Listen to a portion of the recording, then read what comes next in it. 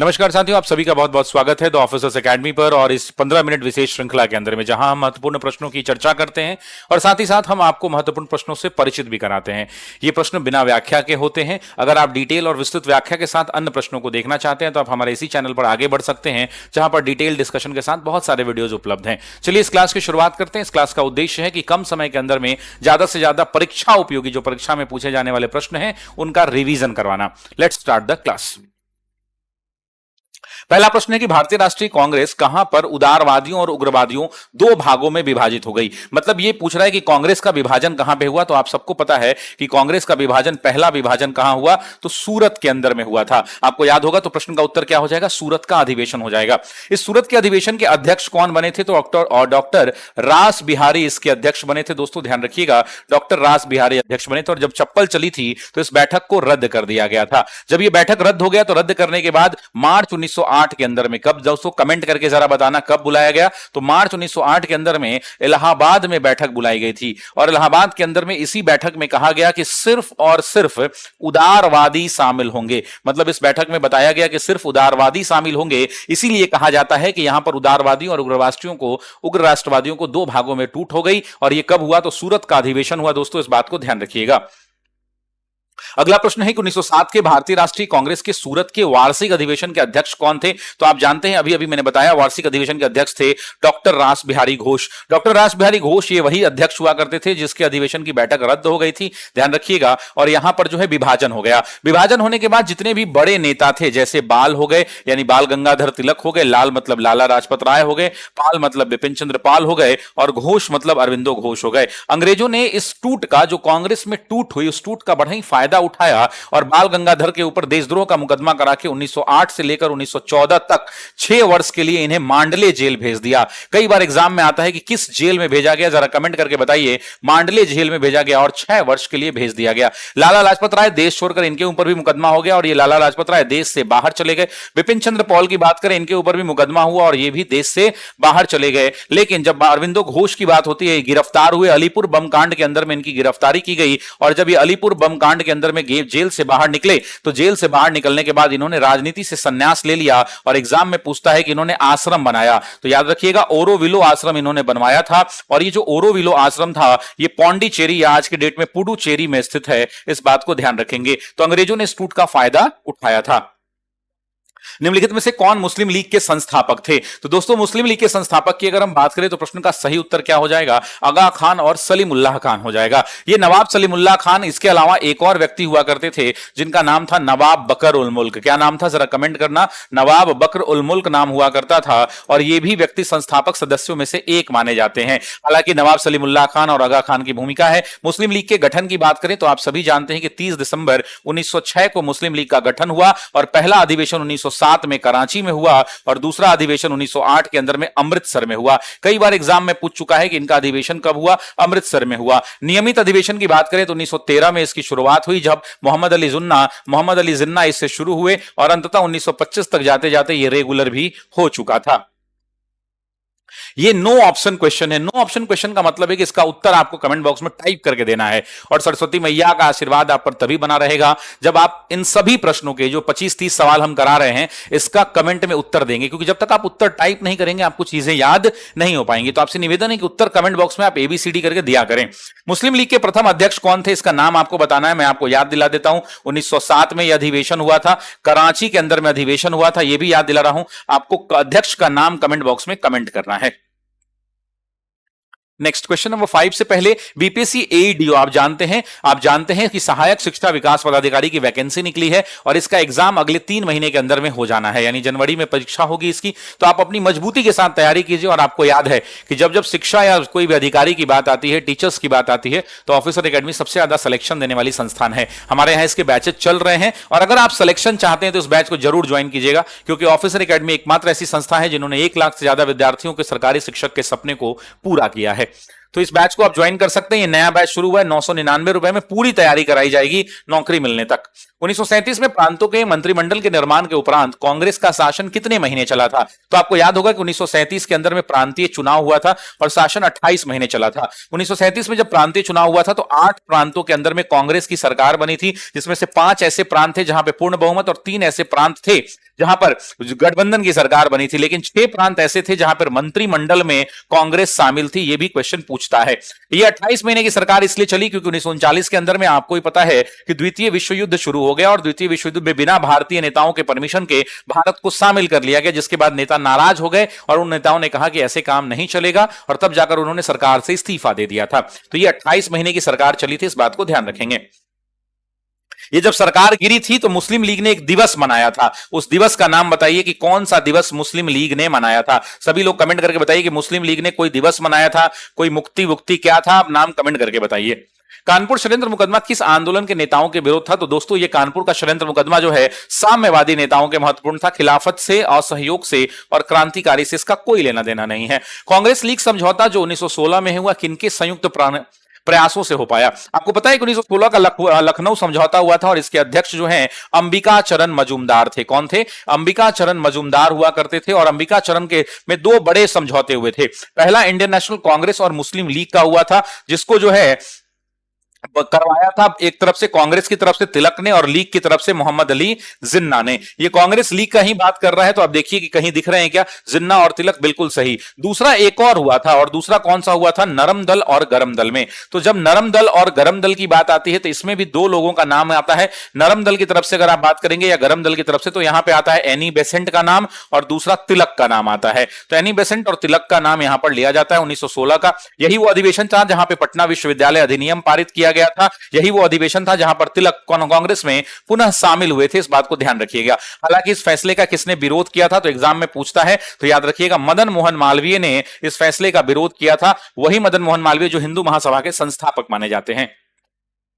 निम्नलिखित में से कौन मुस्लिम नेता थे जो एनी बेसेंट द्वारा स्थापित होम रूल लीग में शामिल हुए थे? तो अगर सबसे बड़े नेता की बात करें तो मोहम्मद अली जिन्ना हुआ करते थे। एनी बेसेंट वही एनी बेसेंट जिन्होंने होम रूल की स्थापना की थी और इस सितंबर महीने में आपको याद होगा कि 3 सितंबर 1916 को इसकी स्थापना हुई थी। इनका जो मुख्यालय था वो अड्यार हुआ करता था मेरे दोस्तों, और अड्यार के अंदर में ये स्वयं अध्यक्ष की बात करें तो एनी बेसेंट के अध्यक्ष ये स्वयं हुआ करती थी। जबकि अगर हम इनके सचिव की बात करें तो जॉर्ज अरुणडेल जो है अध्यक्ष स्वयं हुआ करती थी, जबकि सचिव की बात करें तो जॉर्ज अरुणडेल इनके सचिव हुआ करते थे। इनका जो क्षेत्र हुआ करता था वो पूरा का पूरा संपूर्ण भारत हुआ करता था, संपूर्ण भारत हुआ करता था तिलक के क्षेत्र को छोड़कर। उसके अलावा इनकी पत्रिका की बात करें तो न्यू इंडिया एक पत्रिका हुआ करती थी और साथ ही साथ कॉमनवेल्थ एक पत्रिका हुआ करती थी, जिसके माध्यम से ये प्रचार प्रसार करती हैं। इनकी 200 से ज्यादा शाखाएं भारतवर्ष के हुआ करती थी, जिसमें सबसे ज्यादा संयुक्त प्रांत यानी यूनाइटेड प्रोविंस के अंदर में हुआ करता था।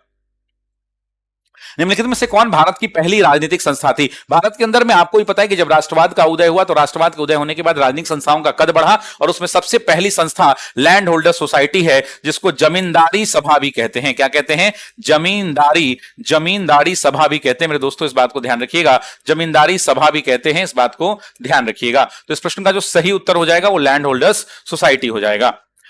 नेक्स्ट, इंडियन नेशनल कांग्रेस किसके द्वारा स्थापित की गई थी? अगर आपसे पूछा जाए कि स्थापित किसके द्वारा, तो एओ ह्यूम के द्वारा की गई थी। दोस्तों आपको ही पता है कि एओ ह्यूम का पूरा नाम एलन ऑक्टेवियन ह्यूम हुआ करता है। एलन ऑक्टेवियन ह्यूम हुआ करता है। ये जो है एक रिटायर्ड सिविल सर्विस अधिकारी हुआ करते थे, रिटायर्ड आईसीएस अधिकारी, असैनिक अधिकारी हुआ करते थे। दोस्तों ध्यान रखिएगा, असैनिक अधिकारी। 1849 में इन्होंने बंगाल सिविल सेवा को ज्वाइन किया था और 1882 के अंदर में ये रिटायर्ड हुए थे। ये जो है कुल मिलाकर ये उदारवादी विचारधारा के व्यक्ति हुआ करते थे, भारतीयों के प्रति उदार थे और ये भारत के अंदर में इनको बहुत सारी उपाधियां दी गई हैं। जैसे हर्मिट ऑफ शिमला की बात कर लें, भारत में पक्षी विज्ञान का जनक कह लें, पीपल्स फ्रेंड कह लें यानी जनता का मित्र कह लें, कई सारी उपाधियां इनको मिली हुई थी। उसके अलावा अगर हम बात करें कि इनको father of Indian national Congress भी कहा जाता है। क्या कहा जाता है? फादर ऑफ आईएनसी कहा जाता है। ये जो है 1912 में पटना के अधिवेशन में ये इनको उपाधि दी गई थी। निम्नलिखित में से कौन भारतीय राष्ट्रीय कांग्रेस का पहला अध्यक्ष था? बिना देरी किए डब्ल्यू.सी. बनर्जी बनाइए। ये पेशे से वकील हुआ करते थे और एलन ऑक्टेवियन ह्यूम के अच्छे मित्र थे, एवो ह्यूम के अच्छे मित्र थे, इसीलिए इनको पहली बार अध्यक्ष बनाया गया था। इस बात को ध्यान रखिएगा। ये जो अधिवेशन हुआ था मेरे दोस्तों, ये बॉम्बे में हुआ था। बॉम्बे में प्रस्तावित पुणे में था, लेकिन पुणे में हैजा वगैरह आ जाने के कारण जो है यहां पे नहीं हो पाया। बॉम्बे में हुआ। कुल 72 सदस्यों ने हिस्सा लिया था, जिसमें से सबसे ज्यादा मुंबई प्रांत से 38, 21 मद्रास से, 7 संयुक्त प्रांत से, 3 पंजाब से और 3 बंगाल से कुल 72 लोग शामिल हुए थे। इस बात को ध्यान रखिएगा, जिसमें मुसलमानों की संख्या की अगर आप बात करेंगे तो सिर्फ 2 मुसलमान शामिल थे। 72nd बीपीएससी का बैच हमारे यहां लॉन्च कर दिया गया है। 72वीं बीपीएससी की सीरियस कैंडिडेट्स जो पढ़ के तैयारी करना चाहते हैं, घर बैठे तैयारी करना चाहते हैं, अच्छी गुणवत्तापूर्ण तैयारी करना चाहते हैं, इस बैच से जुड़ सकते हैं। इसका ऑफर प्राइस चल रहा है 999 रुपए के अंदर में। मैं यकीन दिलाता हूं अगर सिलेक्शन आप चाहते हैं तो हम आपके लिए सारा दम लगा देंगे, आप बस हमारे साथ पढ़ते चलिए। ये बैच 15 नवंबर से शुरू हो रहा है, 15 नवंबर से शुरू हो रहा है। निम्नलिखित में से किसे भारतीय ग्लैडस्टोन कहा जाता है? बिना देखे हुए दादा भाई नौरोजी, आपको ही पता है कि grand old man of India इनको कहा जाता है, grand old man of India कहा जाता है। भारत के अंदर में ये 3 बार अध्यक्ष बने हैं, आपको ही पता है। उसके अलावा 3 बार अध्यक्ष के अलावा आपको पता है कि एलिफिंस्टन कॉलेज के अंदर में प्रोफेसर हुआ करते थे। गुजराती भाषा के अमेरिका के अंदर में वहां पे लंदन में गुजराती भाषा के लंदन विश्वविद्यालय में प्रोफेसर हुआ करते थे। उसके अलावा मुंबई के अंदर में मुंबई में फिजिक्स के, गणित के और मैथ्स के, भौतिकी के बहुत अच्छे प्रोफेसर हुआ करते थे। पहले भारतीय जिन्होंने लंदन में फिन्सबेरी सीट से चुनाव जीता ये दादा भाई नौरोजी थे। Poverty and un British rule in किताब इन्हीं की है, poverty and un British rule in किताब इन्हीं की है। उसके अलावा ड्रेन ऑफ वेल्थ की थ्योरी इन्होंने ही दी है, ड्रेन ऑफ वेल्थ यानी धन का बहिर्गमन सिद्धांत थ्योरी 1896 के अंदर में अधिवेशन में इन्होंने पारित किया था। निम्नलिखित में 1926 में गठित नौजवान सभा का सदस्य तो भगत सिंह ने इसका गठन किया था। इसके संस्थापक हुआ करते थे भगत सिंह। इसके कौन थे? तो संस्थापक सदस्य हुआ करते थे, इस बात को ध्यान रखिएगा। यशपाल इसमें थे, छब्बील दास भी थे, अंबिका चक्रवर्ती इसमें नहीं थे। एम के गांधी ने निम्नलिखित राष्ट्रीय कांग्रेस के अधिवेशन में से किसमें सबसे पहली बार भाग लिया? तो आपको याद होगा कि महात्मा गांधी 1893 के अंदर में दादा अब्दुल्ला का मुकदमा लड़ने के लिए दक्षिण अफ्रीका गए थे। वहां पे गए तो वहीं के होके रह गए। फिर वहां पर आपको पता है कि 1894 के अंदर में उन्होंने भारतीय Natal Congress, Indian Natal Congress की स्थापना की थी, फिर वहीं रह गए। 1897 के अंदर में वो पहली बार भारत आए थे तो अपने बीबी बाल बच्चों को ले गए। दोबारा वो भारत 1901 में आए जब कलकत्ता के अंदर में अधिवेशन हुआ और उस अधिवेशन में वो बैठक में हिस्सा लेने आए और उसके बाद सीधा 9 जनवरी 1915 को वो भारत आए थे। यहां पे करेक्ट आंसर हो जाएगा 1900। यहां पे पूछता है कि इसके अध्यक्ष कौन थे, तो कमेंट करके सब लोग बताइए कौन अध्यक्ष थे। तो दिनसा एडुल्वी वाचा हुआ करते थे। कौन थे? दिनसा एडुल्वी वाचा इसके अध्यक्ष हुआ करते थे। दक्षिण अफ्रीका में रहने की अवधि में महात्मा गांधी ने निम्नलिखित में से जिस पत्रिका का प्रकाशन किया उसका नाम क्या था? नवजीवन महात्मा गांधी। अफ्रीकन नहीं, इंडियन गजट नहीं, इंडियन ओपिनियन। ध्यान रखिएगा, इंडियन ओपिनियन समाचार पत्र किसका है? महात्मा गांधी का, और महात्मा गांधी ने वहीं पे लिखा था। एक पुस्तक हुआ करती थी, उस पुस्तक का नाम मैं बताता हूं, आपको बताना है। आप ही बताइए कि उस पुस्तक का क्या नाम था जो महात्मा गांधी ने वहां दक्षिण अफ्रीका में लिखा था। 1908-1909 के दौरान इस पुस्तक को संपादित किया गया था। पुस्तक का नाम बताइए। हिंद स्वराज है या क्या है, बताना है आपको। भारत में मजदूर आंदोलन को संगठित करने का श्रेय किसे दिया जाता है? तो देखिए, तिलक मजदूर आंदोलन नहीं, एनएम जोशी नहीं, सहजानंद सरस्वती किसान आंदोलन। करेक्ट आंसर हो जाएगा नारायण मेधजी लोखंडे। निम्नलिखित में से किस आंदोलन में हिंदू मुस्लिम एकता? मैंने पिछली क्लास में बताया था कि जब जब हिंदू मुस्लिम एकता की बात आती है तो खिलाफत आंदोलन का एग्जाम्पल दिया जाता है। खिलाफत आंदोलन भारत का इकलौता ऐसा आंदोलन जहां पर कांग्रेस के सदस्यों ने खुलकर मुसलमानों का समर्थन किया और बताया गया कि ऐसी हिंदू मुसलमानों की एकता दोबारा भारत में देखने को नहीं मिली। तो ऑप्शन के अंदर में अगर खिलाफत है तो आंसर खिलाफत होगा। अगर खिलाफत ऑप्शन में नहीं होता तब हम यहां पर असहयोग आंदोलन को ले सकते थे, असहयोग आंदोलन को ले सकते थे, क्योंकि वहां भी मुसलमानों की अच्छी खासी भूमिका थी। लेकिन जो बेस्ट आंसर होता है वो कौन सा होता है? खिलाफत मूवमेंट होता है। आपको ही पता है कि खिलाफत का भारत से कोई लेना देना नहीं था। आपको ही पता है कि खलीफा जो हुआ करते थे उनके साथ गद्दारी की थी अंग्रेजों ने प्रथम वर्ल्ड वार के दौरान, फर्स्ट वर्ल्ड वार के दौरान। तो उसको ही रीएस्टैब्लिश करने के लिए आंदोलन था। अली बंधु हुआ करते थे, मौलाना मोहम्मद अली और मौलाना शौकत अली, उन लोगों ने ही आंदोलन को लीड किया था। बाद में इसका मर्जर हो गया खिलाफत का, कहां पर? तो असहयोग में ले जाकर मिला दिया था। महात्मा गांधी ने इसका नेतृत्व किया था। महात्मा गांधी द्वारा चलाया गया प्रथम जन आंदोलन। तो महात्मा गांधी का भारत में पहला जन आंदोलन असहयोग आंदोलन है, जो आधिकारिक रूप से 1 अगस्त 1920 को शुरू हुआ था। लेकिन इसी दिन तिलक की मृत्यु हो गई थी और तिलक की मृत्यु होने के कारण ये टल गया था। असहयोग आंदोलन आपको ही पता है कि चौरी चौरा की घटना के साथ क्या हुआ? तो चौरी चौरा घटना के साथ ये बंद हुआ था, इसको ध्यान रखिएगा। हमारा सीटेट का बैच पहली बार लॉन्च किया गया। हमने खूब मेहनत से इसकी तैयारी की है और यकीन और भरोसा दोनों दिलाते हैं कि हम सीटेट की पूरी तैयारी आपको कराएंगे। हमारा नया बैच शुरू हो रहा है और ये बैच भी हम लोग 15 नवंबर से क्लासेस को पूरी तरीके से स्टार्ट करेंगे। हमारे बैचेस में पेपर 1 का 999, पेपर 2 999। अगर आप कॉम्बो लेते हैं 1 और 2 दोनों तो 1499 रुपए में उपलब्ध है। इस बैच को आप जरूर खरीद लें। अगर सीटेट में सिलेक्शन चाहिए, सीडीपी मैं पढ़ा रहा हूं इस बैच के अंदर में, सीडीपी का टेंशन खत्म हो जाएगा। अखिल भारतीय किसान सभा की स्थापना कब हुई थी? आपको कमेंट करके आंसर बताना है। क्यों? क्योंकि ये नो ऑप्शन क्वेश्चन है, इसमें हम कोई ऑप्शन नहीं देंगे। कमेंट बॉक्स में 19 लिखिए और लिख के आंसर लिखिए कि 1936 होगा कि 1929 होगा कि क्या होगा, ये सब आप जानते हैं, आपको आंसर बताना है। ठीक है, कमेंट कीजिए आंसर इसका फटाक से सभी लोग। क्या होगा? निम्नलिखित में से कौन अतिवादी नहीं था? अतिवादी का मतलब क्या हो गया? उग्र राष्ट्रवादी। अतिवादी आपको याद होगा, जब मैंने पढ़ाया है तो वहां लिखवाया भी है अतिवादी। अतिवादी किसको कहते हैं? उग्र राष्ट्रवादियों को कहते हैं। जो अनुनय विनय की नीति का अनुसरण नहीं करते हैं उनको कहते हैं। जो हाथ जोड़कर अंग्रेजों के सामने प्रार्थना नहीं करते हैं, याचना नहीं करते हैं, उनको कहा जाता है। ठीक है, तो प्रश्न का जो सही उत्तर हो जाएगा वो क्या हो जाएगा मेरे दोस्तों? हो जाएगा सुरेंद्र नाथ बैनर्जी।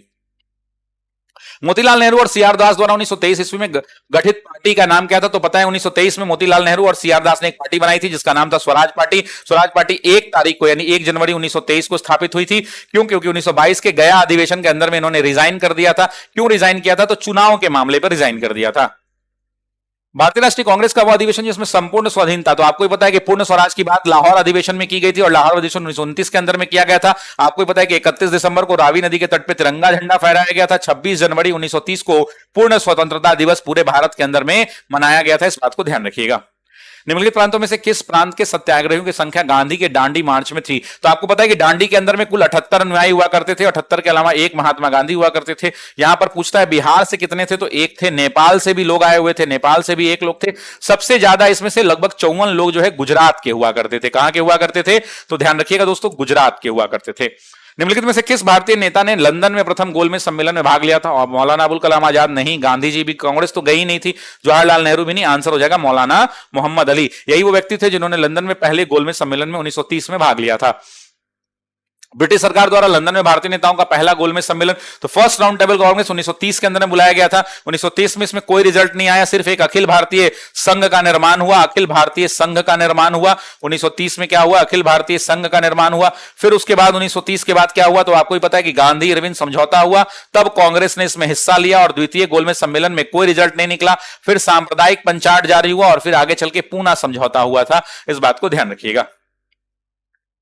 देखिए सवाल भी आ गया, पूना पैक्ट में अंबेडकर के साथ दूसरा हस्ताक्षर। मैं बता चुका हूं कि एक तरफ से जो है डॉक्टर बी आर अंबेडकर थे। पूना समझौता आपको भी पता होगा, बहुत जगह आपको 24 सितंबर मिलता होगा, बहुत जगह 26 सितंबर 1932 का डेट मिलता होगा। इसी के दिन पूना समझौता हुआ था। और ध्यान रखेंगे कि महात्मा गांधी चूंकि जेल में थे तो इन्होंने महात्मा गांधी की जगह पर साइन किया था। कुछ इतिहासकार इनके साथ सी राजगोपालाचारी का भी नाम जोड़ते हैं। अगर ऑप्शन में 2 नाम हो और सी राजगोपालाचारी हो और एक से ज्यादा का ऑप्शन हो तो आप राजगोपालाचारी का भी नाम लिख दे। इन दोनों व्यक्तियों ने उस पर सिग्नेचर किया था। एक तरफ मदन मोहन मालवीय और राजगोपालाचारी जो गांधी का प्रतिनिधित्व कर रहे थे, दूसरी तरफ अंबेडकर हुआ करते थे। निम्नलिखित में से किसे भारत में साम्यवाद का उच्चतम पुजारी कहा जाता है? तो उच्चतम पुजारी की अगर हम बात करेंगे तो आचार्य नरेंद्र देव, जवाहरलाल नेहरू। इस बात को ध्यान रखेंगे।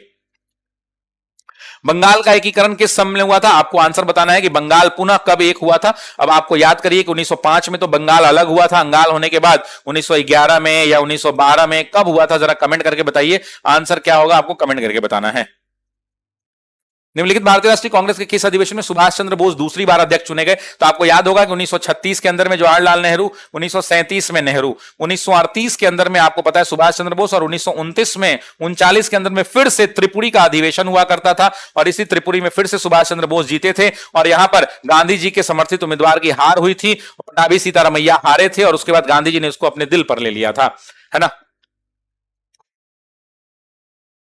यहां भारत में एक क्रांति होने जा रही है और हमें जल्दी से चले जाना चाहिए। कैथन किसका है? तो याद रखिएगा ये सर स्टैनफोर्ड क्रिप्स ने है। क्रिप्स ने कहा था और ये क्रिप्स मिशन जब वो लेकर के आए थे उसी स्टैनफोर्ड क्रिप्स ने ये बात कही थी कि भारत में एक जल्द बड़ी क्रांति होने जा रही है और हमें जल्दी से जल्दी यहां से चले जाना चाहिए। उम्मीद करते हैं कि ये क्लास आपको समझ में आया होगा। अगर क्लास अच्छा लगा होगा तो कमेंट करके जरूर बताइएगा। ऐसी और क्लास अगर आपको चाहिए तो भी कमेंट करके बताइएगा। आप सभी लोगों से अनुरोध है कि पूरा इस वीडियो को देखकर एबीसीडी कमेंट बॉक्स में जरूर कमेंट करें और जो नो ऑप्शन क्वेश्चन है उनका भी उत्तर कमेंट बॉक्स में जरूर लिखें। माता सरस्वती का आशीर्वाद आप सब पे बना रहे। जय हिंद, नमस्कार।